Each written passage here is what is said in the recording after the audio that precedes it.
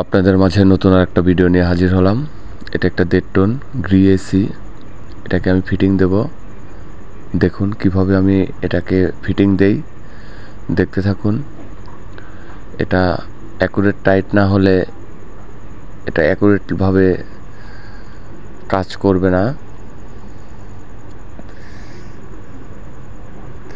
আমরা সবসময় চেষ্টা করি অ্যাকুরেট টাইট দেওয়ার জন্য এবং খুব সাবধানের সাথে আমরা টাইট দিয়ে থাকি।